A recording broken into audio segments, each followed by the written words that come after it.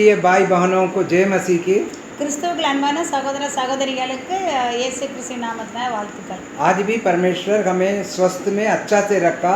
இன்றைக்கும் தேவன் நம்மளை சுகத்தோடு பலத்தோடு வச்சிருக்காங்க. நம்ம தேவனை தோத்தரிப்போம். आज भी हम परमेश्वर का वचन को परमेश्वर का आशीष के विषय में अध्ययन करने जा रहे हैं।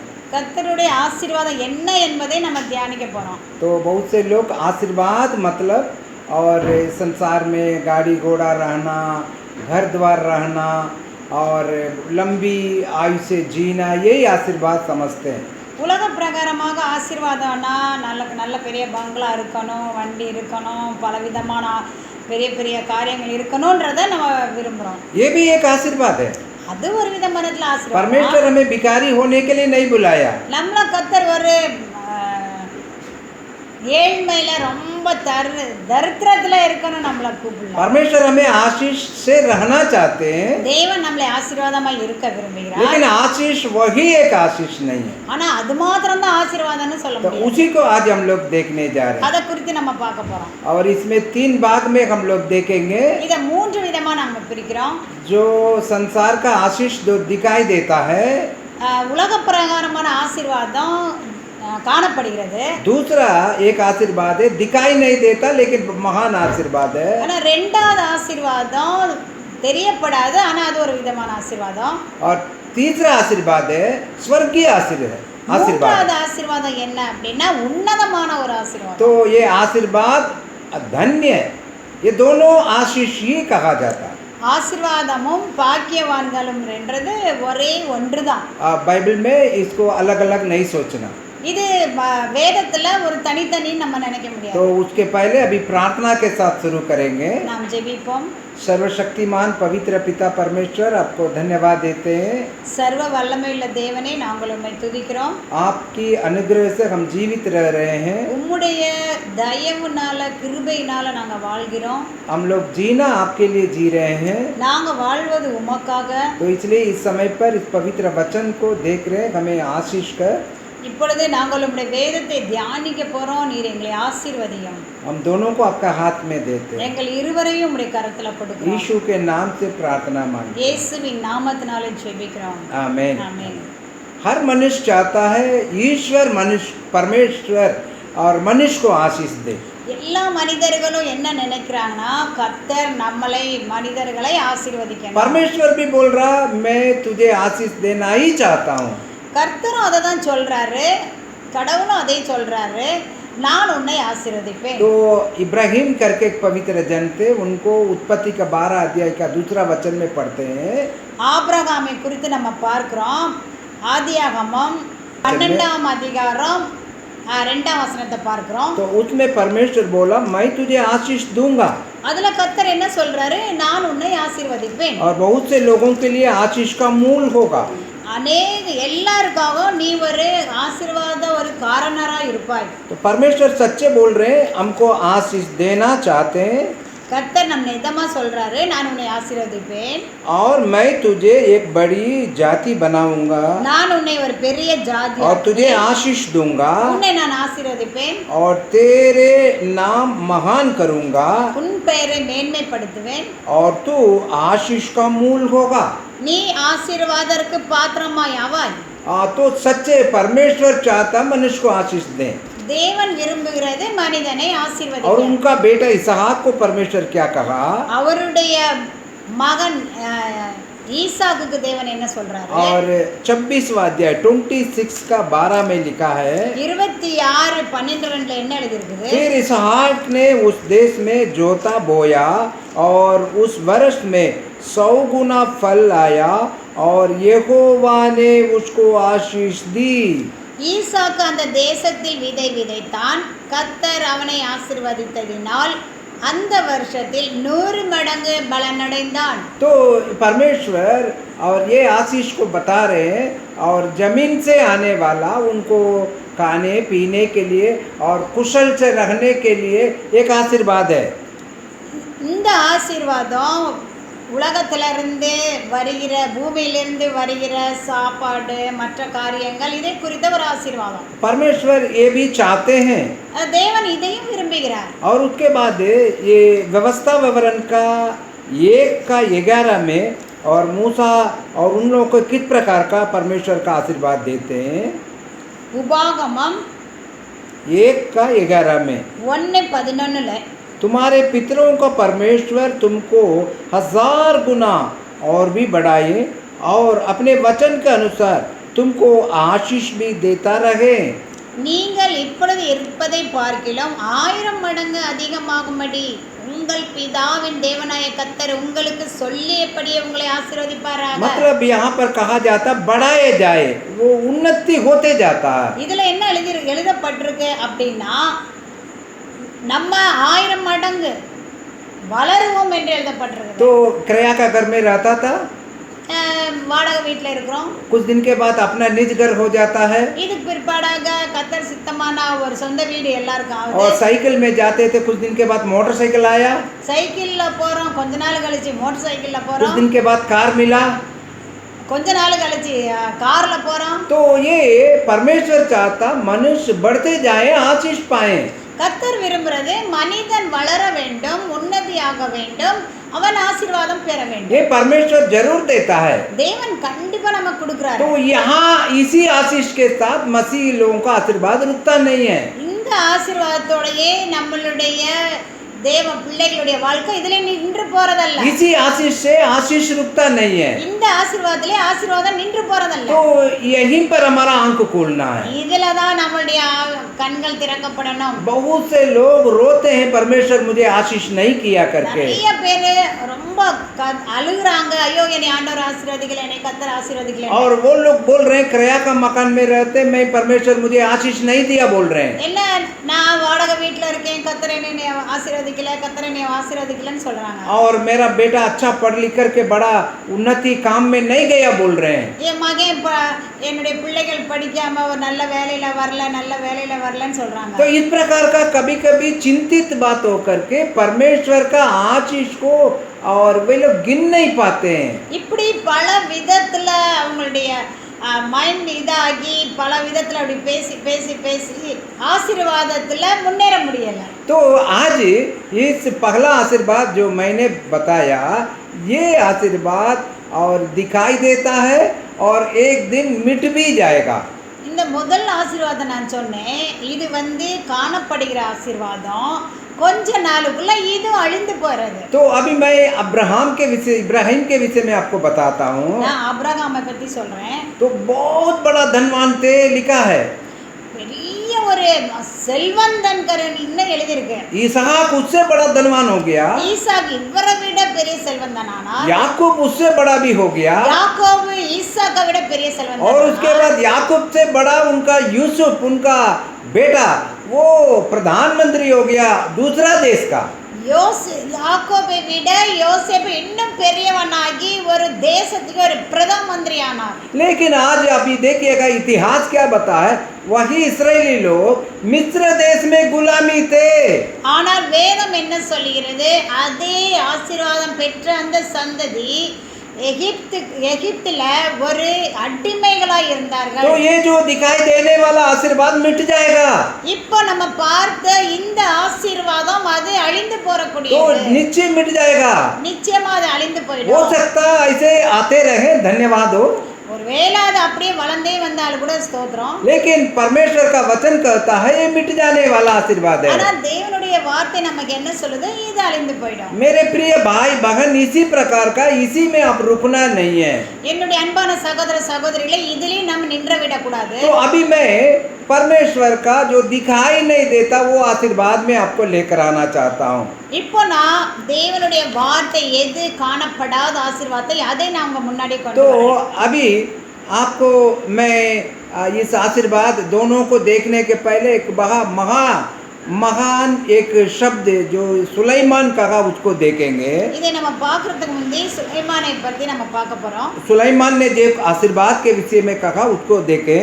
சுலைமான் ஆசீர்வாதத்தை பத்தி என்ன சொல்றாருன்றத பார்க்கிறோம். नीति वचन 28 का 20 में बहुत साफ लिखते हैं। நீதிமொழிகள் 28:20ல ரொம்ப தெளிவா கொடுக்கப்பட்டிருக்கு. सुलेमान भी बहुत आशीष पाया हुआ व्यक्ति है। ये சாலமோன் பயங்கர பெரிய ஆசீர்வாதம் பெற்ற ஒரு நபர். और क्या बोल रहे, सच्चे मनुष्य पर बहुत आशीर्वाद होते रहता है। உண்மையுள்ள மனுஷன் பரிபூர்ண ஆசீர்வாதங்களை பெறுவான். सच्चे मनुष्य, உண்மையுள்ள மனிதன், सच्चे मनुष्य। உண்மையுள்ள तो மனிதன். आपको हमारे पास अगर सच्चाई है तो परमेश्वर कहता मैं उन्हें आशीष दूंगा। நம்மிடத்துல உண்மை இருக்கும் பொழுது தேவன் நிச்சயமாக நம்மளை ஆசீர்வதிப்பார். सच्चे मनुष्य बहुत आशीर्वाद होते जाता है। உண்மையுள்ள மனுஷன் பரிபூர்ண ஆசீர்வாதத்தை பெற்றுக்கொள்வான். एक संपूर्ण आशीर्वाद है। ஒரு பரிபூர்ணமான ஆசீர்வாதம். लेकिन वो जो मैं पहले कहा था जो मिट जाने वाला आशीर्वाद नहीं है, நான் முதலே சொன்னேன் அழிந்து போற ஆசீர்வாதத்தை குறித்து பேசல. लेकिन अभी इसके देखने के बाद जो दिखाई नहीं देता जो आशीर्वाद के विषय में आपको बताना चाहता हूँ। இப்போ நம்ம பார்க்கிறது காணப்படாத ஒரு ஆசீர்வாதத்தை குறித்து तो பார்க்கிறோம். मैं पहले कहा था मतलब आशीर्वाद धन्य दोनों बराबर है। நான் முதலே சொன்னேன் ஆசீர்வாதமும் பாக்கியவான்றது ஒன்றும்.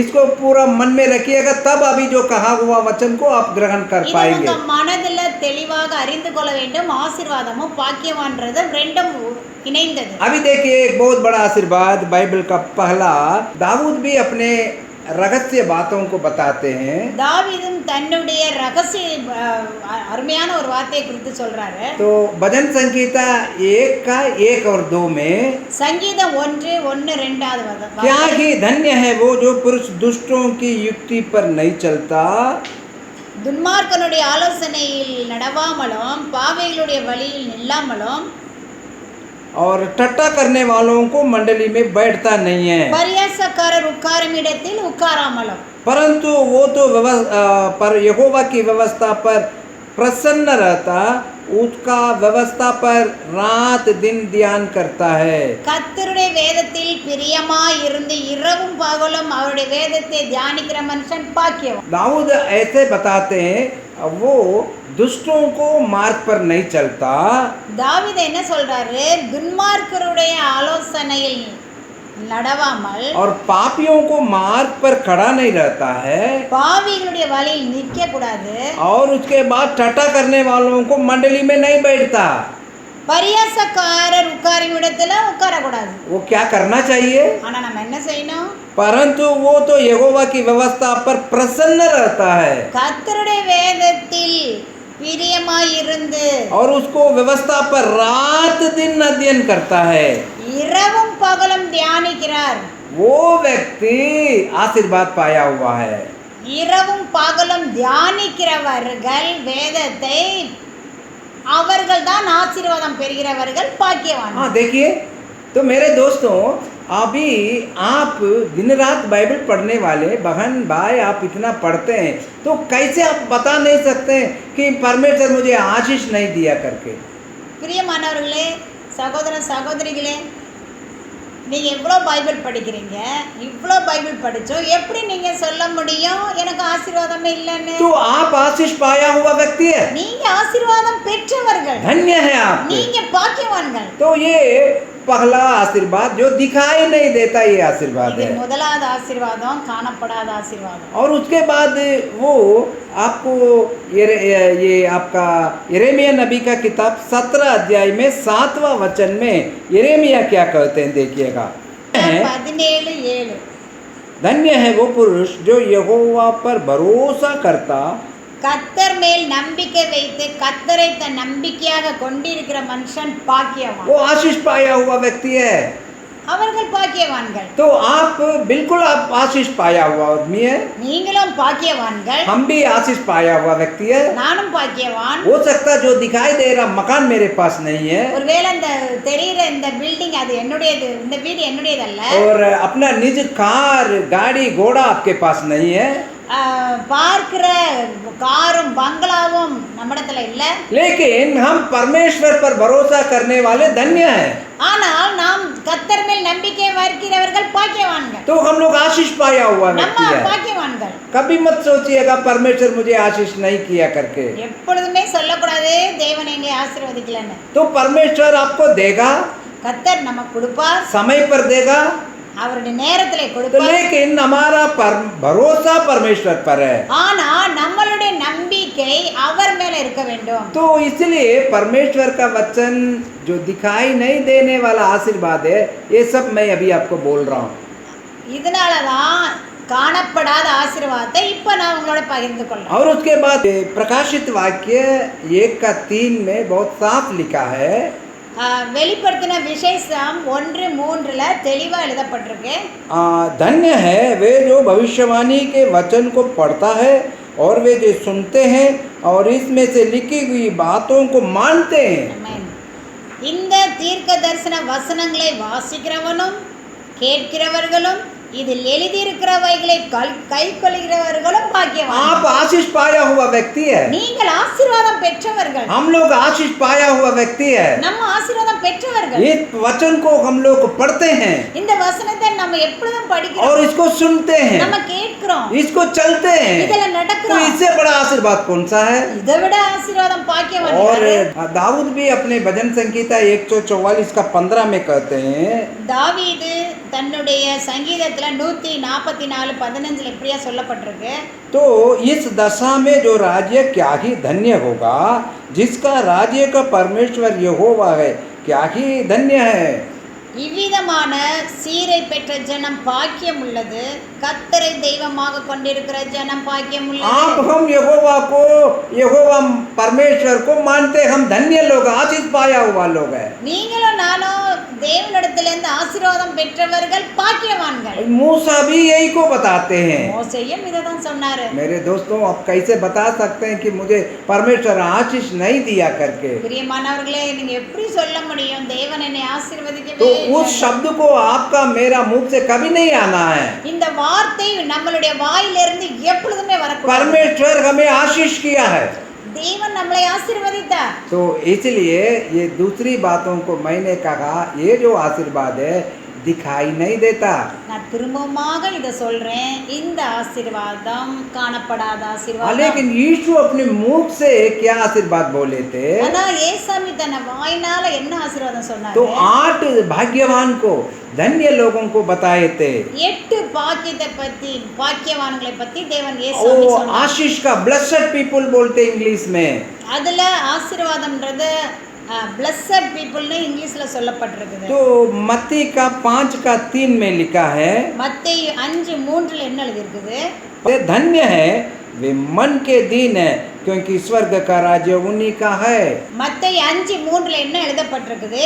ஆவியில் எளிமை உள்ளவர்கள் பாக்கியவான்கள், பரலோக ராஜ்யம் அவர்களுடையது. वो धन्य लोग है, आशीर्वाद पाया हुआ लोग है.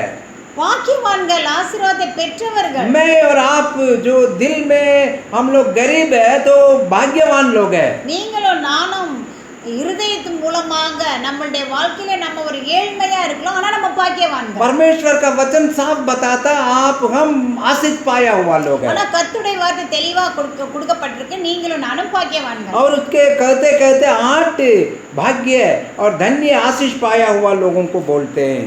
அப்படியாக அதை படித்து கொண்டே வந்தால் 8 பாக்கியத்தை குறித்து தேவன் பேசினார். और उसके बाद लास्ट में 8वां जो 11 वचन में कहते हैं, கடைசி 8வது பாக்கியவான் 11ஆம் வசனத்தில் எழுதப்பட்டிருக்கு. धन्य को तुम मनुष्य मेरे कारण तुम्हारे निंदा करे और सताए. 11ஆம் வசனம் என்ன எழுதப்பட்டிருக்கு? என் நிமித்தம் உங்களை நிந்தித்து துன்பப்படுத்தி பலவித தீமையினால் மொழிகளையும் உங்கள் பேரில் பொய் சொல்வார்களானால் பாக்கியவான்கள். हालेलुया. हालेलुया. परमेश्वर आपको आशीष दी है. கர்த்தர் நம்மளை ஆசீர்வதித்திருக்கிறார். कितने लोग आपको निंदा किया, कितने लोग आपको परेशानी किया, तो आप कहाँ कहते हैं कि मेरे को आशीष नहीं हुआ करके? எத்தனை ஒரு துன்பம் அனுபவிச்சிருப்பீங்க, எத்தனை ஒரு கேவலமான வார்த்தையை நம்ம கேட்டிருப்போம், எவ்வளோ இருதயத்தில் துக்கம் வந்திருக்கும் வார்த்தையினால. ஆனால் எப்படி சொல்ல முடியும் நான் இப்போ ஆசீர்வாதம் பெறலன்னு? ये सब आशीर्वाद है. இதெல்லாம் ஒரு ஆசீர்வாதம். परमेश्वर जो अभी बताया, ये जो वचन मैं बताया, परमेश्वर का वचन को दिखाई नहीं देता है. நான் உங்களுக்கு சொன்னேன், ஆண்டுடைய வார்த்தை ஆசீர்வாதம் காணப்படாதது. तो इसको भी आप मानना ही पड़ेगा, आशीर्वाद है. இதையும் நீங்க புரிந்து கொள்ளணும், இது ஒரு விதமான ஆசீர்வாதம். तो अभी मैं तीसरा आशीर्वाद के ऊपर आपको ले जा रहा हूँ. நான் இப்பொழுது 3வது ஆசீர்வாதத்தை பத்தி பேச ये போறேன். तो एक अच्छा विश्वासी का सबसे महान आशीर्वाद है. இது ஒரு நல்ல ஒரு முக்கியமான விசுவாசிகளுக்கு தேவையான ஒரு ஆசீர்வாதம். शुरू में प्रेरितों को समय पर प्रेरित लोग अपने विश्वासियों को क्या कहते थे? அப்போஸ்தலர்கள் தங்களுடைய விசுவாசிகளுக்கு என்ன சொன்னாங்க? तो वो विश्वासी लोग उनके सामने खड़े हैं.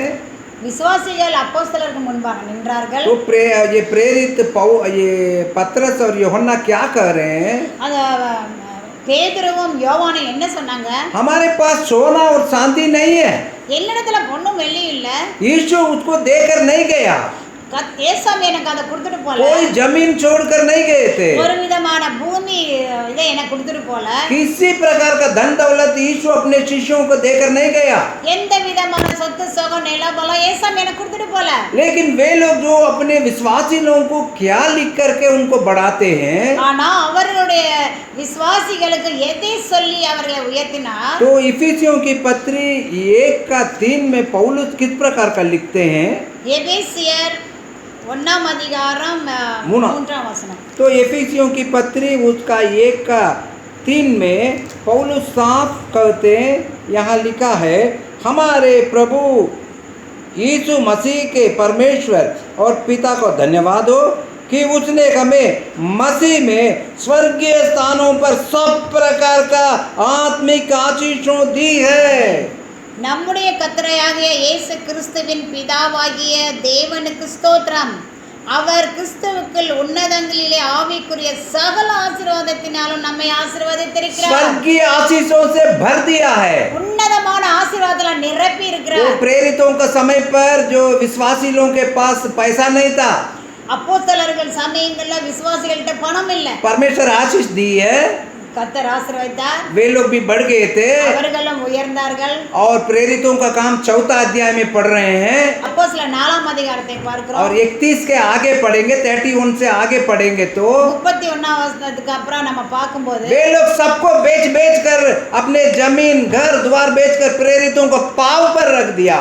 அவர்கள் கிடைத்த எல்லா விதமான சொத்து சுகங்களை விற்று அப்போஸ்தலருடைய பாதத்துல வந்து वे लोग வைத்தார்கள். बोल रहे हैं ये जो आशीष परमेश्वर का सेवा के लिए जरूरत है. அவர் என்ன சொன்னாங்க? இந்த ஆசீர்வாதம் தேவனுடைய ஊழியத்திற்கு தேவை என்று वे लोग கொண்டாங்க. बेच करके परमेश्वर का राज्य बढ़ाने के लिए दे दिया. தங்களுடைய சொத்துக்களை விற்று தேவனுடைய ராஜ்யத்தை உயர்த்துவதற்காக கொண்டு வந்தார். क्यों ऐसा किया?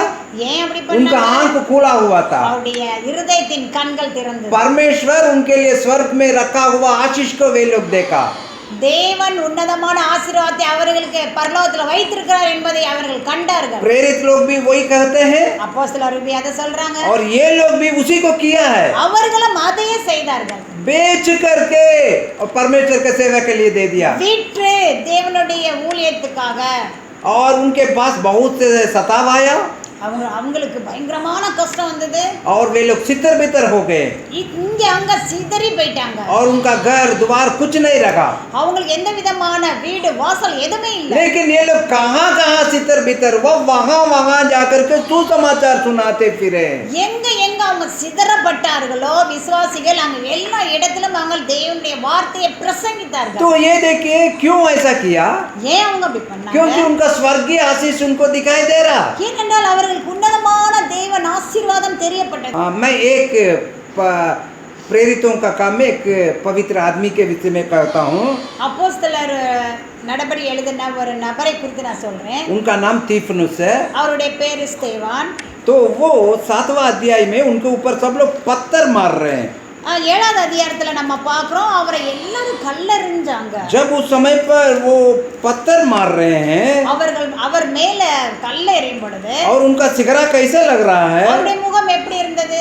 और 59 में लिखा है, 59 में लिखा है, 59ல எழுதப்பட்டிருக்குது. स्टीफनुस पर पथरवाह करते रहे और वो कहकर प्रार्थना करता रहा, हे प्रभु यीशु मेरी आत्मा को ग्रहण कर. அப்போஸ்தலர் 7ஆம் அதிகாரம் 59ல இப்படியாக எழுதப்பட்டிருக்கு. அப்பொழுது கர்த்தராகிய இயேசுவே என் ஆவியை ஏற்றுக்கொள்ளும் என்று ஸ்தேவான் தொழுது கொள்கையில் அவனை கல்லெறிந்தார்கள். ये क्यों ऐसा हिम्मत से बोल पाया? அது எப்படி அவர் இவ்வளவு ஒரு தைரியத்தோட அதை சொன்னாரு? और उनको 56 में उनके विषय में लिखा है, 56ல ஸ்தேவானை பற்றி எழுதப்பட்டிருக்கு. देखो मैं स्वर्ग को खोला हुआ और मनुष्य के पुत्र को परमेश्वर के दाहिने ओर खड़ा हुआ देखता हूँ. இதோ வானங்கள் திறந்திருக்கிறதையும் மனுஷகுமாரன் தேவனுடைய வலது பார்சத்தில் நிற்கிறதையும் காண்கிறேன். बाइबल में कहीं भी आप देख नहीं सकते हैं कि परमेश्वर का पुत्र है और खड़ा हुआ करके. வேதத்துல எங்கேயுமே நீங்க பார்க்க முடியாது தேவனுடைய குமாரன் நிற்கிறார் என்று. वो दाहिने ओर बैठा बैठा बैठा करके लिखा है. வலது பார்க்கத்துல இருக்கிறார், உட்கார்ந்திருக்கிறார் என்று लेकिन जब स्तेफानस क्या देखा? ஆனா தேவன் என்ன பார்த்தாரு? परमेश्वर इनके लिए खड़ा होकर के स्वागत करते हैं. தேவகுமாரன் நின்று அவரை வரவேற்கிறார். ऐसा जब देखते समय इनका दर्द कहाँ होगा?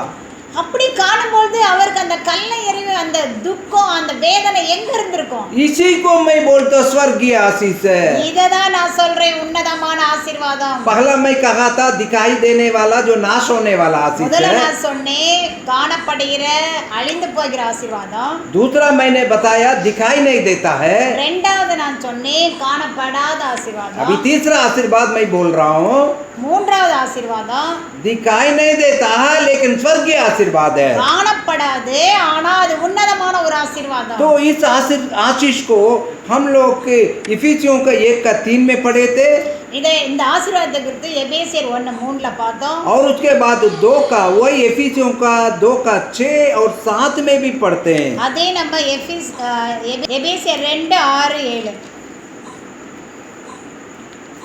परमेश्वर का आशीर्वाद किस प्रकार का लिखा है?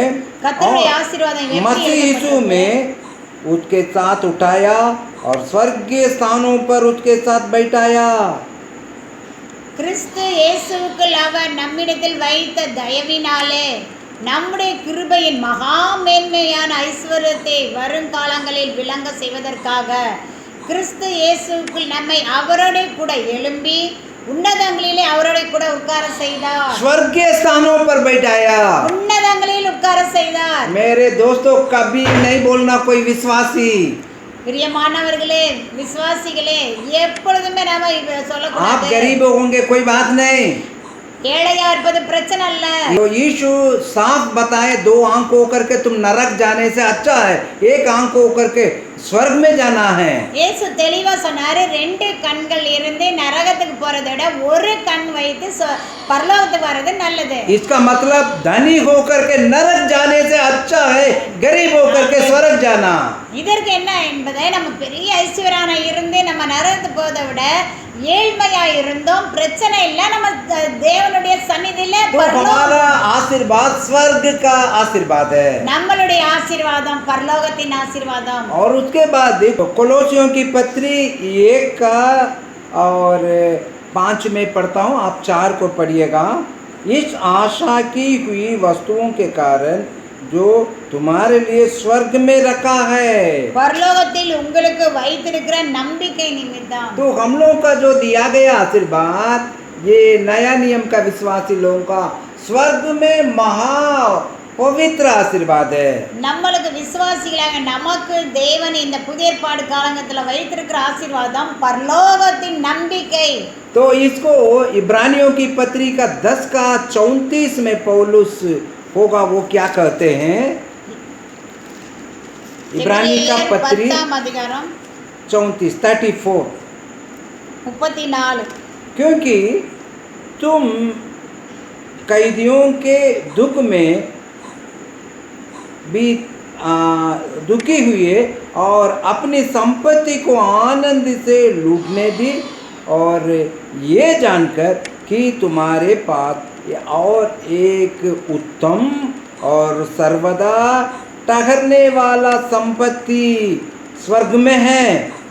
34 வசனம், நான் கட்டப்பட்டிருக்கையில் நீங்கள் என்னை குறித்து பரிதபித்ததுமன்றி பரலோகத்தில் அதிக மேன்மையும் நிலையுள்ளதுமான சுதந்திரம் உங்களுக்கு உண்டென்று அறிந்து.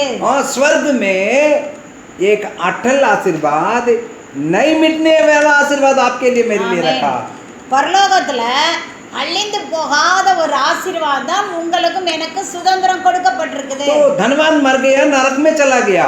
ஐஸ்வர்யன் செத்தான், நரகத்துக்கு போயிட்டான். लाजर गरीब होकर मरा लेकिन स्वर्ग में चला गया। ஒரு ஏழ்மையான லாசர், பயங்கர ஏழ்மை, மரித்தான், பரலோகத்துக்கு போயிட்டான். हो सकता वो 60 साल में मरा हो ஒருவேளை அவரு செத்துருக்கலாம், और वो धनवान 100 साल भी रहा हो, ஒருவேளை ஐஸ்வர்யன் 100 வருஷம் கூட இருந்திருக்கலாம். लेकिन मतलब नहीं है। அத குறித்து எந்த लेकिन वो अनंत जीवन हमेशा के लिए गरीब लाजर पकड़ लिया।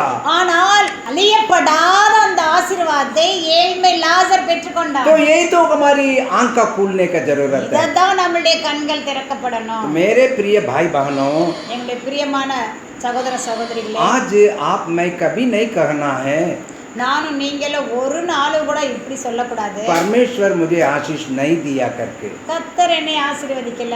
तो इस प्रकार का विचार हम लोग को नहीं आना चाहिए, இப்படிப்பட்ட சிந்தனை நமக்கு வரக்கூடாது. क्योंकि हम लोग को स्वर्ग में बहुत बड़ा आशीर्वाद है। ஏனென்றால் பரலோகத்துல நமக்கு மிக பெரிய ஆசீர்வாதம் உண்டு.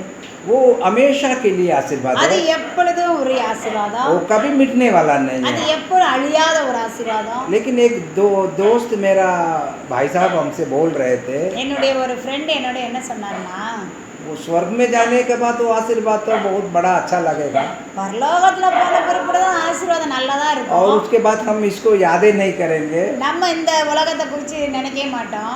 लेकिन मैं तो संसार पर रह रहा हूँ, நான் தான் உலகத்துல இருக்கேனே, तो मुझे पैसा जरूरत है எனக்கு பணம் தேவை, और मेरे को गाड़ी जरूरत है எனக்கு வண்டி தேவை, और मेरे बाल बच्चा आवश्यकता है। என் பிள்ளைங்க தேவை, मैं जो चाहता हूँ मेरा होना चाहिए। நான் எது விரும்புறேனோ அதுக்கு நடக்கணும். परमेश्वर तो साफ बता दिया, கர்த்தர் தான் தெளிவா சொல்லிட்டாரு. पहला मेरा राज्य धर्म को खोज करो, सारी वस्तुएं तुम्हें दी जाएगी। முதலாவது தேடு ராஜ்யத்தை நீதியை தேடுங்கள், மற்ற எல்லாம் உங்களுக்கு கொடுக்கப்படும். ये सब आप खोजने वाला नहीं है, நம்ம தேடுகிறதல்ல, वो परमेश्वर खुद ही देने वाला है। தேவன் நமக்கு அவரே கொடுப்பார். यीशु क्या बोले मालूम है? ஏசாமி என்ன சொன்னார் ये தெரியுமா? सब अज्ञानी लोग ढूंढते हैं। இதை அஞ்ஞானிகள் தேடிக்கொண்டிருக்கிறார்கள். इसका अर्थ है, இதனுடைய அர்த்தம் என்னன்றா, यीशु क्या बोले थे मत्ती का 6:33 में? ஏசாமி என்ன சொன்னாரு? மத்தேயு 6:33 கொடுக்கப்பட்டிருக்கு. इसलिए पहले முதலாவது தேவனுடைய ராஜ்யம், और उसके धर्म को खोज करो, அவருடைய நீதியை தேடுங்கள், तब ये सारी वस्तुएं तुम्हें दी जाएगी। அப்பொழுது இவைகள் எல்லாம் கூட கொடுக்கப்படும். उसके पहले यीशु ने क्या कहा? இதற்கு முன்பாக இயேசு என்ன சொன்னாரு? क्या खाएंगे, क्या पिएंगे, इसका चिंता मत करो। என்ன சாப்பிடுவோம், என்ன உடுத்துவோம், என்ன பண்ணுவோம், இதை குறித்து கவலைப்படாதீங்க. ये सब अन्य जाति लोग खोज में रहते இதை हैं, எல்லாம் அஞ்ஞானிகள் நாடி தேடுகிறார்கள். ये हम लोग खोजने वाला वस्तु नहीं है। இது நான் நீங்களும் தேடுற வஸ்து இல்ல. तो आप काम करना, आशीर्वाद देने वाला परमेश्वर है। நாம் வேலை செய்ய வேண்டும், தேவன் நம்மளை ஆசீர்வதிப்பார். आप बीज बोना, फैलाने वाला परमेश्वर है। நாம் விதைக்கணும், அதை விளை செய்கிறவர் आप கர்த்தர். बच्चों को पढ़ाना, ज्ञान देने वाला परमेश्वर है। பிள்ளைகளை படிக்க வைக்கிறீங்க, அந்த பிள்ளைகளுக்கு ஞானம் கொடுக்கிறது கடவுள். और बच्चों को खाना देते, तंदुरुस्ती देने वाला परमेश्वर है। குழந்தைகளுக்கு ஆகாரம் கொடுக்கிறோம், ஆனா பலன் கொடுக்கிறவர் கர்த்தர். लेकिन आज हम लोग क्या कहते हैं, और उसके बढ़ करके परमेश्वर जो करने वाला काम को मनुष्य करता है। ஆனா நம்ம என்ன நினைக்கிறோம், கர்த்தர் கொடுக்க வேண்டிய காரியத்தை மனுஷன் கொடுத்துக்கிட்டு, तो इसलिए आशीष होता है। அதனாலதான் ஆசீர்வாதத்தை நம்ம இழக்கிறோம். पहला परमेश्वर का राज्य और धार्मिकता को खोज करो, सारी वस्तुएं तुम्हें दी जाएगी। முதலாவது தேவனுடைய ராஜ்யத்தை நீதியும் தேடுங்கள், எல்லாம் உங்களுக்கு கூட கொடுக்கப்படும். मेरे दोस्तों, आशीष को आज आप मैंने समझा है। பிரியமானவர்களே, நாம் ஆசீர்வாதம் என்ன என்பது இன்றைக்கு पहला புரியும். आशीर्वाद जो दिखाई देता है लेकिन मिट जाता है, முதல் ஆசீர்வாதம் காணப்படுகிறது, ஆனா அது அழிந்துரும். और दूसरा आशीर्वाद दिखाई नहीं देता लेकिन आत्मिक जीवन को बढ़ाता है। இரண்டாவது ஆசீர்வாதம் காணப்படாது, ஆனா நம்முடைய ஆத்மீக வாழ்க்கையை விருப்பிக்கிறது. तीसरा आशीर्वाद मैं जो बोला, ऐसे हम लोग सच्चा आशीर्वाद पाते रहेंगे। स्वर्ग में ऐसे नहीं मिटने वाला आशीर्वाद परमेश्वर रखा है। மூன்றாவது ஆசீர்வாதம் அது காணப்படாது, ஆனா அது உன்னதமானது, தேவன் நமக்காக வைத்திருக்கிறார். आपको हमको कौन सा आशीर्वाद सबसे अच्छा लगता है? உங்களுக்கும் எனக்கு எந்த ஆசீர்வாதம் நல்லா இருக்கு? இப்போ मैं चाहता हूँ कि तीसरा आशीर्वाद, நான் மூன்றாவது ஆசீர்வாதத்தை நான் விரும்புகிறேன். तो परमेश्वर मेरे लिए आपके लिए रखा है। தேவன் உங்களுக்கும் எனக்கும் அந்த உன்னதமான ஆசீர்வாதத்தை வைத்திருக்கிறார். आइए हम लोग हिंदी में एक गीत गाते हैं ஹிந்தியில் ஒரு சின்ன பாட்டு பாடுறோம். और परमेश्वर का आशीष हमें जरूरत है करके। நமக்கு ஆசீர்வாதம் தேவை என்பதை குறித்து. परमेश्वर के आशीष बिना संसार पर हम जी नहीं सकते, தேவனுடைய ஆசீர்வாதம் இல்லாம நீங்களும் நானும் உலகத்துல வாழவே तो முடியாது. इसलिए उनसे मांगेंगे। அதனால அவர்கிட்ட நம்ம आइए கேட்போம். उसको गाते हैं।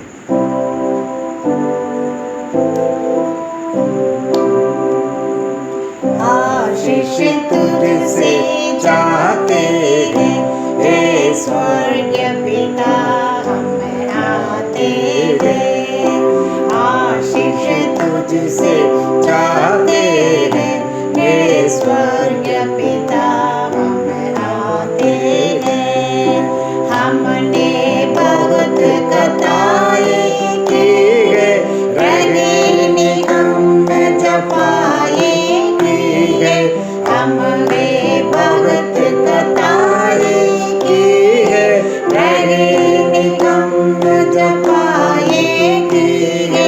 शर्म से सर झुक जाते हैं, शर्म से सर झुक जाते हैं हे स्वर्गीय पिता, हम आते हैं। आशीष तुझसे चाहते हैं हे स्वर्गीय पिता, हम आते हैं। आइए प्रार्थना करें। ஜெபிப்போம். हमारे जीवित सर्वशक्तिमान पवित्र परमेश्वर धन्यवाद देते हैं, सर्व வல்லமையுள்ள அந்த தேவனை நாங்கள் உம்மை துதிக்கிறோம். आपका आशीषों के लिए धन्यवाद देते हैं। உம்முடைய ஆசீர்வாதத்துக்காக நாங்கள் உம்மை आपका துதிக்கிறோம். आशीर्वाद बिना हम संसार पर जी नहीं सकते हैं, உம்முடைய ஆசீர்வாதம் இல்லாம நாங்க உலகத்துல வாழ முடியாது. तो वो आशीर्वाद हमें दीजिए जो इस संसार पर हम रहते हुए वो स्वर्ग का आशीष को महसूस कर पाए। எங்களுக்கு உம்முடைய ஆசீர்வாதத்தை எங்களுக்கு தாரும், உன்னதமான स्वर्गीय आशीर्वादத்தை நாங்கள் பெறத்தக்கதாக हम हर एक को आपका पवित्र हाथ में देते हैं। எங்கள் எல்லாரையும் உம்முடைய பரிசுத்த கரத்துல கொடுக்கிறோம். हमारे आंखों को खोल दीजिए। எங்களுடைய கண்களை திறந்தருளும். आप हम लोग को आशीष किया, इसके लिए धन्यवाद देते हैं। எங்களை ஆசீர்வதித்தீர், அதற்காக உமக்கு ஸ்தோத்திரம். हम लोग धन्य लोग हैं, इसलिए धन्यवाद देते हैं। நாங்கள் பாக்கியவான்கள், அதற்காக உம்மை துதிக்கிறோம். प्रभु इस वचन को आशीष करके दिया, धन्यवाद देते हैं। இந்த வார்த்தை எங்களுக்கு ஆசீர்வாதமா தந்தீர், உமக்கு ஸ்தோத்திரம். यीशु के नाम से मांगते हैं, இயேசுவின் நாமத்தினால आमीन। ஆமென்.